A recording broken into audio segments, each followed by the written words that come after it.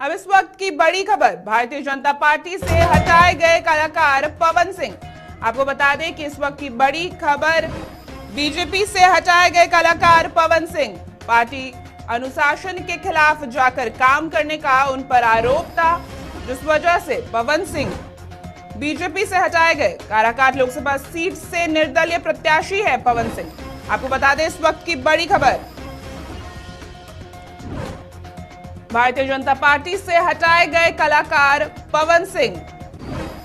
आपको बता दें काराकाट लोकसभा सीट से निर्दलीय प्रत्याशी है पवन सिंह और पार्टी अनुशासन के खिलाफ काम करने के लिए उन्हें भारतीय जनता पार्टी से हटा दिया गया है। आपको बता दें इस वक्त की बड़ी खबर, भारतीय जनता पार्टी से हटाए गए कलाकार पवन सिंह। काराकाट लोकसभा सीट से निर्दलीय प्रत्याशी है पवन सिंह और पार्टी अनुशासन के खिलाफ जाकर काम करने के आरोप में उन्हें पार्टी से हटा दिया गया है।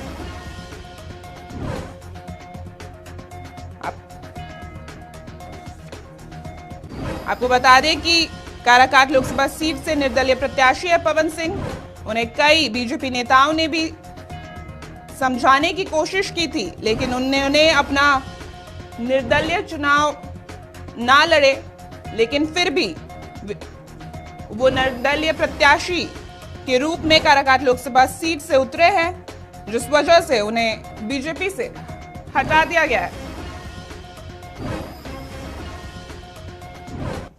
इस खबर पर ज्यादा जानकारी के साथ हमारे साथ फोन लाइन पर मणिभूषण जुड़ चुके हैं। जी मणिभूषण, पवन सिंह को भारतीय जनता पार्टी से हटा दिया गया है, क्या जानकारी है?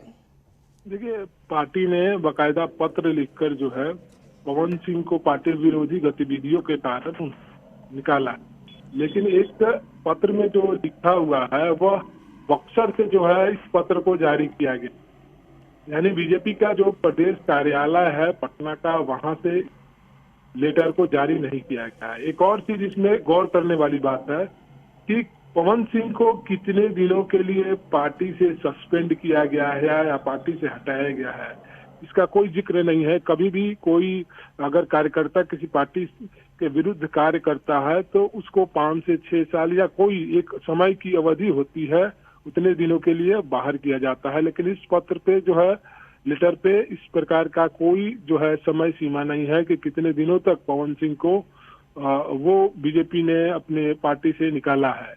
एक तरफ से देखा जाए तो यह एक खाना पूर्ति है और इससे जो मैसेज है वो साफ तौर पे जो है वो बीजेपी नहीं दे पा रही है। अब किस कारण से बीजेपी जो है इस तरह का लेटर निकाला है यह देखना होगा। लेकिन पवन सिंह को जिस तरह से उन्होंने निर्दलीय प्रत्याशी के रूप में नामांकन किया, उसके बाद कई सारे नेताओं के दबाव देखने को मिले थे, लेकिन पवन सिंह जो है वो पीछे हटने को तैयार नहीं और अंततः बीजेपी ने उन्हें पार्टी से निकाला है। लेकिन जिस तरह से पार्टी से निकाला है वो भी अब भी संदेह के घेरे में है कि क्या खानापूर्ति क्यों किया गया। तो अब उपेंद्र कुशवाहा को इस पे जवाब देना चाहिए और जवाब मांगना चाहिए कि आपने इनको निकाला है तो कितने दिन की अवधि को लेकर निकाला है। तो अभी भी देखना होगा कि आगे किस तरह की राजनीति होती है। लेकिन ये खबर है कि बीजेपी ने पवन सिंह को पार्टी विरोधी गतिविधियों को लेकर उन्हें पार्टी से निष्कासित कर दिया है। जी, कई बड़े नेताओं ने भी पवन सिंह को निर्दलीय प्रत्याशी लड़ने के तौर पर मना किया था, पर उन्होंने किसी की बात नहीं सुनी। तो अब जब वो काराकाट लोकसभा सीट से निर्दलीय प्रत्याशी है, तो क्या इसका असर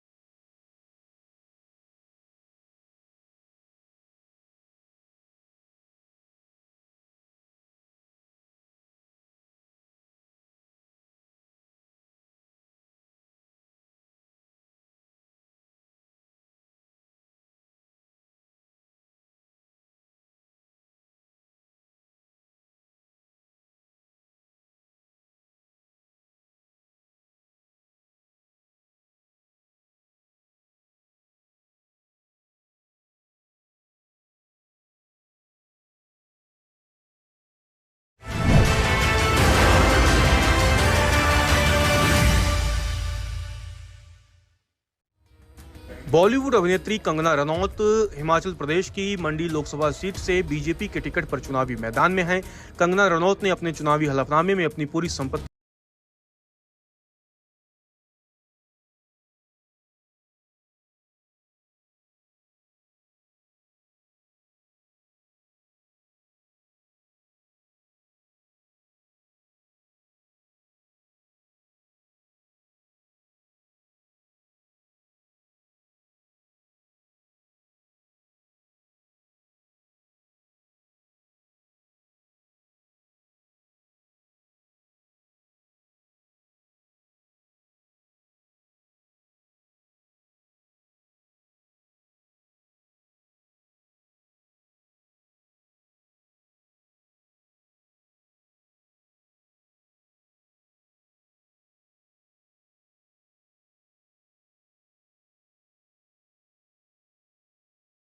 सांसद ब्रजभूषण शरण सिंह, जो कुश्ती संघ के लंबे समय तक अध्यक्ष रहे हैं, जिम में पसीना बहाते ब्रजभूषण सिंह को देखकर आप अंदाजा नहीं लगा सकते कि वो पीएम मोदी से सिर्फ 6 साल उम्र में छोटे हैं और 68 साल की उम्र पार कर चुके हैं।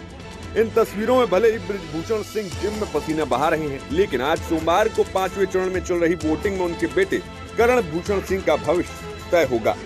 दरअसल लंबे इंतजार के बाद नामांकन की आखिरी तारीख के एक दिन पहले ब्रजभूषण सिंह के बेटे करण भूषण सिंह का टिकट फाइनल किया गया था, जिसके बाद 5वें चरण में वोटिंग जारी है। और बेटे की जीत को लेकर क्या क्या प्लानिंग ब्रजभूषण शरण सिंह ने की, वो उन्होंने माइक पर बता डाला। करण भूषण सिंह को पर्याप्त शिक्षा दी जा चुकी है और वो बहुत परिपक्व हैं और एक बहुत आकर्षण है उनके अंदर आदमी को खींचने का, ये गॉड गिफ्टेड है। और भारतीय जनता पार्टी ने प्रत्याशी बनाया, जिसको लेकर के हम लोग प्रसन्न हैं। अब देवी पाटन मंडल की राजनीति युवा पीढ़ी, नई पीढ़ी के हाथ में जा रही है। 6 बार मैं सांसद हुआ, एक बार पत्नी सांसद हुई। 32-33 साल का सफर संसदीय क्षेत्र में रहा। उसके अलावा लगभग 40-45 साल से हम क्षेत्र की जनता से जुड़े हैं। इस बार का चुनाव किस तरीके से रोचक रहने वाला है? कर्ण भूषण अगर मैदान में है तो जीत का मार्जिन क्या रहने वाला है? और आप आशीर्वाद अगर दे रहे हैं तो एक आपका भी वही सवाल है, आपका भी सवाल। करण भूषण सिंह को कोई चुनौती नहीं है और ये जो माहौल बनता है ये एक दिन में नहीं बनता है। और जो हमने 5 साल इधर या लगातार जो हमने संबंध बना करके रखे हैं, मेहनत करके रखा है, तो उसका फायदा उनको भरपूर मिलने वाला है। और 2,87,000 से पिछला चुनाव के अंतर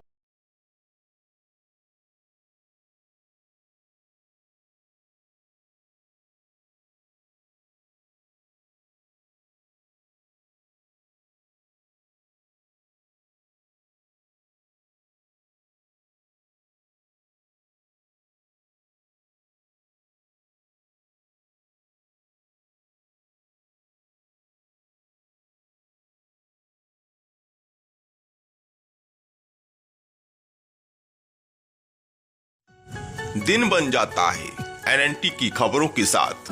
अच्छी खबरों की मुहिम को मिला दर्शकों का भरपूर प्यार। भारत का उभरता हुआ राष्ट्रीय news channel national news today. सच्ची खबर, अच्छी खबर, मुस्कुराइए, आप नेशनल न्यूज टुडे पर हैं, क्योंकि हम दिखाएंगे आपको एनएनटी टीवी नेटवर्क पर हमेशा आपके गांव, शहर, आपके आसपास और देश विदेश से हर छोटी बड़ी खबर। मनोरंजन होगा, क्योंकि हर गुड न्यूज की शुरुआत करेंगे नेशनल न्यूज टुडे पर सच्ची और अच्छी खबर के साथ, क्योंकि ये बदलेगा आपका नजरिया। 25 मई को जनपद जौनपुर में होगा चुनाव और देखते हैं जौनपुर की जनता क्या सोचती है। जी नमस्कार दोस्तों, मैं पत्रकार अतुल कुमार तिवारी। चलिए दोस्तों, आपको हम बता दें कि इस समय 5 चरण के चुनाव कंप्लीट हो चुके हैं और 6ठा चरण 25 मई को होगा और जौनपुर में इसमें हमारी मौजूदगी है और यहाँ पर 25 मई को चुनाव होने जा रहा है। तो चलिए हम यहाँ पे कुछ स्थानीय लोग हैं, उनसे हम मिलते हैं और बात करते हैं, देखते हैं जौनपुर जनता चुनाव को लेकर क्या सोचती है। क्योंकि जनपद जौनपुर एक हॉट सीट में माना जाएगा। यहाँ पर 2 लोकसभा सीट है, लेकिन ये बनारस सटा हुआ होने के कारण, प्रधानमंत्री के संसदीय क्षेत्र से सटा हुआ ये जिला है, इसलिए ये सीट बहुत ही हॉट है। और यहाँ पर अभी कुछ दिन पहले प्रधानमंत्री भी प्रचार करके गए अपने भाजपा प्रत्याशी के लिए, और यहाँ पर मुख्यमंत्री से लेकर गृह मंत्री तक भी आ चुके हैं अपने प्रत्याशी के लिए प्रचार के लिए। और अभी 1-2 दिन में यहाँ पर अखिलेश यादव भी आने वाले हैं, ऐसा सुनने में आ रहा है। वो भी सपा प्रत्याशी के इंडिया गठबंधन की तरफ से प्रचार करेंगे अपने प्रत्याशी के लिए। तो चलिए हम यहाँ के स्थानीय लोग से मिलते हैं और जानते हैं कि उनका क्या मूड है, जनता क्या सोचती है चुनाव को लेके। क्योंकि यहाँ पर जो पूर्व सांसद धनंजय सिंह थे, वो पहले बसपा से उनकी पत्नी जो है श्रीकला नामांकन करती हैं और फिर एकाएक पार्टी की तरफ से उनका टिकट कट जाता है। उसके बाद आरोप प्रत्यारोप का सिलसिला चालू होता है और धनंजय सिंह बैठ जाते हैं, मतलब उनकी वाइफ। तो उसके बाद ये यहाँ का जो राजनीतिक माहौल है और तेजी से बदल चुका है। तो चलिए हम देखते हैं जनता इसको लेकर क्या सोचती है। आइए हमारे साथ बने रहें और देखें। धन्यवाद। आपका नाम? जियालाल यादव। 5 चरण के चुनाव कंप्लीट हो चुके हैं, 6ठा चरण जौनपुर में है, 25 मई को लोकसभा चुनाव है। तो इसको लेकर जौनपुर की जनता क्या सोच रही है? जौनपुर जनता या जो सोचना था सोच ली है। क्या सोच रही है? जैसे कि एक तरफ पूर्व प्रत्याशी धनंजय सिंह की वाइफ वो बैठ चुकी है, उनका टिकट कट गया और वो बीजेपी को समर्थन कर रही हैं। दूसरी तरफ है इंडिया अलायंस, और यहाँ पर प्रधानमंत्री भी आ चुके हैं, प्रचार किए हैं, और अखिलेश यादव भी 23 तारीख को आ रहे हैं। तो आपको क्या लगता है जौनपुर का जौनपुर जो जनता है उसका रुझान किस तरफ जा रहा है? प्रधानमंत्री आए चाहे गृह मंत्री आए जी, वो सब जान रहे हैं कितने बड़े घोटालेबाज हैं जी। यह जनता को जहर लगवा करके ऐसे राज किया जाता है, ऐसे शासन किया जाता है। आप वैक्सीन पे बात कर रहे हैं? बिल्कुल बात कर रहे हैं, वैक्सीन पे ही बात कर रहे हैं। आपका नाम? चंद्रभान यादव। चंद्रभान यादव। जौनपुर जनता लोकसभा चुनाव को लेकर क्या सोचती है? 25 मई को जौनपुर में चुनाव है, तो आप क्या सोच रहे हैं उसको लेकर? इंडिया की सरकार बनेगी। इंडिया की सरकार बनेगी। ऐसा क्यों? ऐसा क्योंकि भाजपा कोई काम किया नहीं, न नौकरी दी, न कोई रोजगार, न कुछ। तो प्रमुख मुद्दे क्या होंगे इस बार लोकसभा चुनाव में आपकी नजर में? प्रमुख मुद्दा यही है, नौकरी, रोजगार। हाँ। आपका नाम क्या है? हरीलाल। क्या?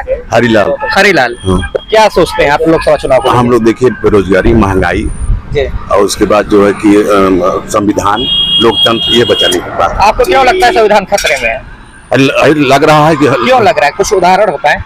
उदाहरण के भाई लोग बोल रहे हैं 400 पार बोले, मतलब क्या होता है? हाँ, क्या बोल 400 बोल रहे हैं, 400 पार तो 400 पार हो जाएगा, संविधान खतरे में आ जाएगा। लड़ाई देखिए लोकतंत्र बचाने की है, बेरोजगारी हटाने की है, महंगाई कम करने की है, इसलिए इंडिया गठबंधन की सरकार बनाना है।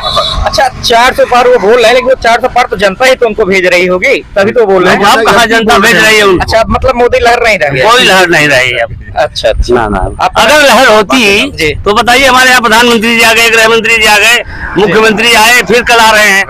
अगर उनकी लहरें होती तो फिर इतना पसीना बहाने की क्या जरूरत है पब्लिक के बीच में? और पब्लिक उनको लाइके करती है अगर, तो फिर क्यों इतना धूप में तंग होते? अपना शुभ नाम बताइए आपका? अतुल तिवारी। चलिए, और भी लोग हैं, हम इससे मिलते हैं और इनके भी रुझान को हम जानते हैं। आपका नाम क्या है भैया? राजेश कुमार यादव, ग्राम सहायक पोस्ट फतेहगंज, जिला जौनपुर से। जी। जौनपुर में 25 मई को लोकसभा चुनाव है, तो आप क्या सोचते हैं? इंडिया गठबंधन। इंडिया गठबंधन। आपका प्रमुख मुद्दा क्या है लोकसभा चुनाव को लेकर? क्या प्रमुख मुद्दा? इतनी महंगाई है, क्या है महंगाई? जी। अच्छा, आपका नाम क्या है भैया? रमेश शर्मा। क्या? रमेश शर्मा। रमेश शर्मा। आप क्या सोचते हैं लोकसभा चुनाव को लेके? बस यही 2 मुद्दे हैं, बेरोजगारी और महंगाई। बेरोजगारी और महंगाई। हाँ, इसी के यही मेन वजह है। यही मेन वजह है। यही मेन। तो आपको क्या लगता है इस बार लोकसभा चुनाव में किसकी सरकार बनेगी? इंडिया गठबंधन। इंडिया गठबंधन की। आपका नाम क्या है? मेरा नाम संदीप कुमार है जी। तो आप लोकसभा चुनाव को लेके क्या सोचते हैं? हम सोचते हैं कि एक बार परिवर्तन बहुत जरूरी है जी, क्योंकि जो ज्यादा दिन रह जाता है उसको अंदर तानाशाही आ जाती है। अच्छा, और ये तानाशाही वाली सरकार काम कर रही है। ऐसा क्यों लगता है कि ये तानाशाही सरकार कार्य कर रही है? सब गुंडाई वाला काम कर रही है, जहाँ देखो सबको अरेस्ट कर रही है, विपक्षी को अपने पार्टी किसी को नहीं अंदर कर रही है।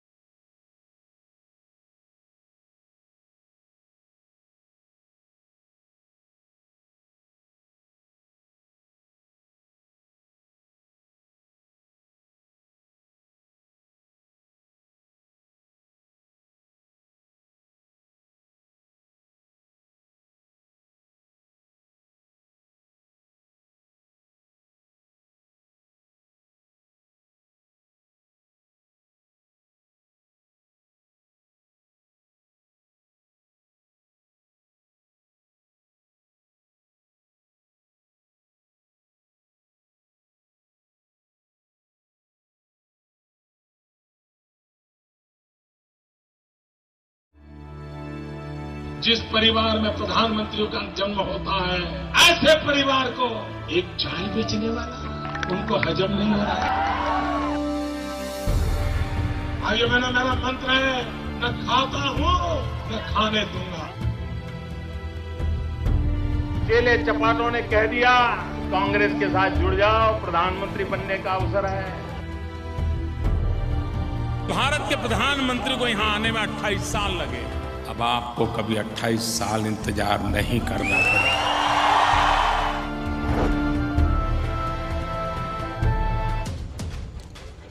बड़ी खबर उत्तर प्रदेश के जौनपुर से है, जहां केंद्रीय गृह मंत्री अमित शाह पहुंचे जौनपुर और चुनावी जनसभा को किया संबोधित। केंद्रीय गृह मंत्री अमित शाह चुनाव प्रचार करने के लिए जौनपुर पहुंचे। यहां से उन्होंने इंडिया गठबंधन पर जमकर निशाना साधा। अमित शाह ने इस दौरान कहा कि पूरे देश के दलित पिछड़ों के आवाज को बुलंद करने का काम भाजपा करती है। अमित शाह ने कहा, नरेंद्र मोदी पिछड़ा समाज से आते हैं। देश में पहली बार यदि कोई पिछड़ा प्रधानमंत्री बना है वो नरेंद्र मोदी हैं। सबसे पहले ये रिपोर्ट देखिए।